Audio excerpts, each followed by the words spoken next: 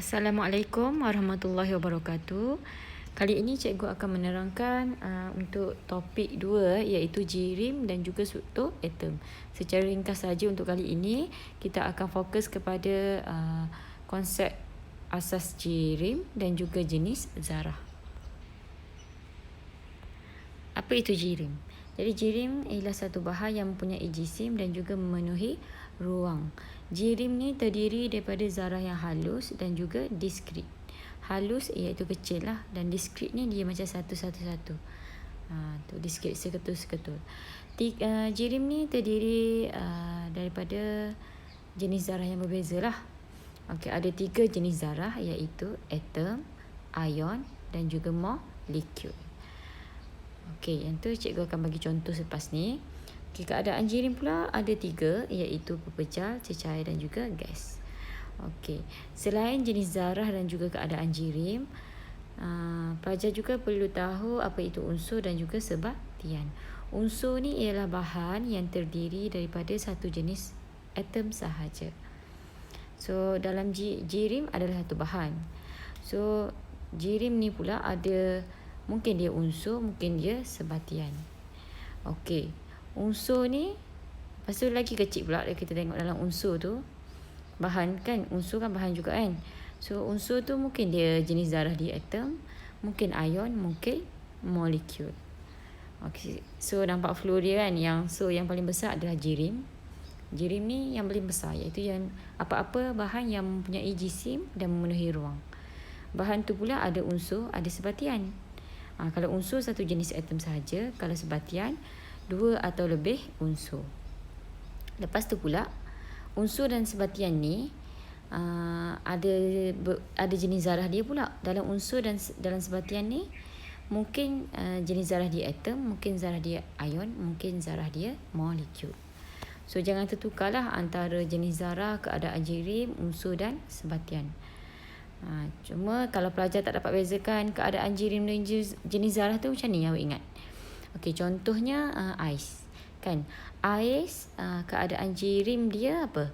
Pepejal kan. Okey, keadaan jirim pepejal. Tapi kalau cikgu tanya apakah jenis zarah bagi ais, so jenis zarah yang terdapat dalam ais ialah molekul. Kenapa molekul?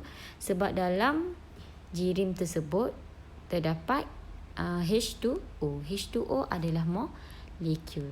Okey, kita terus tengok kepada contoh. Okey, so ada 3 jenis zarah iaitu atom, ion, molekul. Okey, jadi kalau ion, atom ya.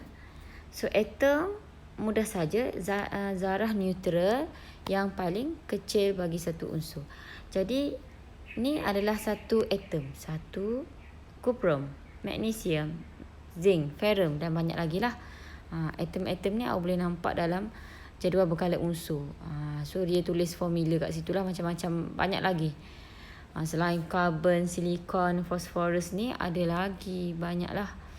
Okey, so atom cikgu rasa tak ada masalah kot. Dia satu unsur, satu atom, paling kecil bagi sesuatu unsur. Okey, yang kedua molekul. Molekul ni zarah neutral, gabungan bukan logam dengan bukan logam. Atom bukan logam dan juga bukan logam. So macam mana nak tahu dia bukan logam ke logam ke macam mana kan? Jadi tengok semula jadual berkala unsur. So dalam jadual berkala unsur tu dia dah highlight siap-siap yang mana logam, yang mana bukan logam. Jadi untuk setakat ni just lihat pada jadual berkala unsur terlebih dahulu. Sebab lepas ni awak akan tentukan logam dengan bukan logam dengan melihat susunan elektron. Yang tu lebih mudah lah. Okey, jadi ni jenis zarah dia molekul kan, this one. Okey, tapi yang manakah unsur, yang manakah sebatian? Jadi yang atas ni adalah unsur. Kenapa dia unsur? Sebab unsur adalah bahan yang terdiri daripada satu jenis atom sahaja. So kat sini kita nampak satu jenis atom iaitu O. Yang nitrogen ni satu jenis atom dia adalah N kan, nitrogen. H2 satu jenis atom juga iaitu H, hydrogen. Tapi yang kat bawah ni adalah sebatian. Sebab sebatian adalah bahan yang terdiri daripada dua ataupun lebih unsur. Okey, kat sini ada unsur nitrogen, ada unsur hidrogen. Ada atom nitrogen, ada atom hidrogen. Ada 3 atom hidrogen, 1 atom nitrogen. 3 atom hidrogen, 1 atom nitrogen. So kat sini total dia ada 4 atom. So 4 atom lebih daripada 1 sebab tu dia adalah molekul. So dia adalah sebatian. Tapi jenis zarah dia adalah molekul. Harap boleh jelas lah nak bezakan antara atom, molekul, sebatian dan unsur. Okey, ni ion. Jenis zarah adalah ion. So ion, kalau molekul tadi bukan logam dengan bukan logam kan, yang terikat secara kimia. Tapi kalau ion, gabungan antara logam, Cu ni logam, O ni adalah bukan logam. Okey, ataupun sebatian ion, dia sebatian lah sebab dia terdiri daripada 2 ataupun lebih unsur kan. Contohnya dalam ni ada 2 unsur yang berbeza iaitu kuprum dan oksigen. Sebab itulah kita panggil dia sebatian. Sebatian ion. Jenis zarah dia ion. Jadi sebatian ion selain kita tahu antara gabungan antara logam dengan bukan logam, kita boleh juga buat andaian, bukan andaian lah, kita juga boleh faham ion ni gabungan antara kation dan juga anion. Kation, ion yang bercas positif. Anion ialah ion yang bercas negatif.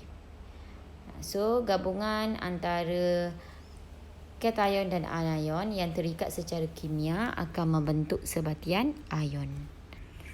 Okey. Seterusnya kita lihat kepada keadaan jirim. Keadaan jirim ada 3 iaitu pepejal, cecair dan juga gas. Apa yang awak perlu tahu untuk keadaan jirim ni, untuk explanation, untuk menjawab soalan, awak kena tahu untuk lukis pepejal, cecair dan gas. Okey, untuk lukis kita tengok kan, mudah sahaja. Pepejal mestilah lukis rapat-rapat kan, sebab susunan zarah dia padat dan teratur. Tetapi kalau cecair, susunan zarah dia padat dan tidak teratur. Jadi cara untuk lukis dia, untuk lukis cecair, so dia mesti ada yang rapat, yang bersentuhan, tapi ada juga yang berjauhan. Kalau lukis semua jauh-jauh, tak boleh. Salah pepejal mesti ada yang bersentuhan, mesti ada yang jauh-jauh. Tetapi kalau gas semuanya terpisah antara satu sama lain, tak ada yang bersentuhan. Okey, seterusnya kita lihat dari segi pergerakan zarah. Dari segi pergerakan zarah, pepejal ni dia bergetar dan berputar pada kedudukan yang tetap. Manakala kalau cecair, dia bergetar, berputar dan bergerak dalam cecair. Ingat 3B. Bergetar, berputar dan bergerak. Boleh bayangkan tak bola tu kan? Kalau dia bergetar setempat kan? Kalau berputar pun dia berputar pada bola tu lah. Berputar kan?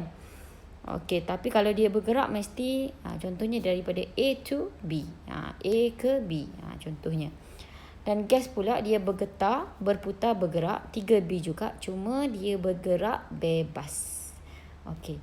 Untuk daya tarikan pula, kita tahu kalau pepejal ni dia duduk rapat-rapat kan. Jadi sangat kuat lah. Sangat kuat. Kalau daya tarikan ni mesti kita sebut kuat atau lemah. Jadi kalau cecair kuat, gas lemah ataupun sangat lemah. Manakala dari segi kandungan tenaga pula, kandungan tenaga ni kita merujuk kepada tenaga kinetik. So tenaga kinetik zarah mestilah gas yang paling tenaga kinetik jirim ni mestilah gas yang paling tinggi lah. Kalau tenaga tinggi atau rendah. Kalau daya tarikan kuat dengan lemah. Ingat istilah tu. Okey, kandungan tenaga gas sangat tinggi sebab gas kan dia bergerak ke sana ke sini kan. Jadi kandungan tenaga gas sangat tinggi.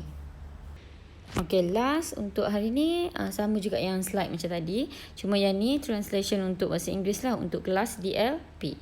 Okey, so kena tahulah sedikit sebanyak tentang istilah-istilah kan. Contohnya arrangement, movement, attractive force, energy content. Lepas tu dari segi arrangement untuk solid, liquid and gas macam mana. Okey, saya rasa senang je ni. Boleh baca sendiri ya. Okey, untuk gas ni ingatlah vibrate, rotate, move freely or randomly. move bergerak secara bebas ataupun randomly adalah secara rawak. Yang lain mudah je, insya-Allah. Okey, itu saja. Terima kasih.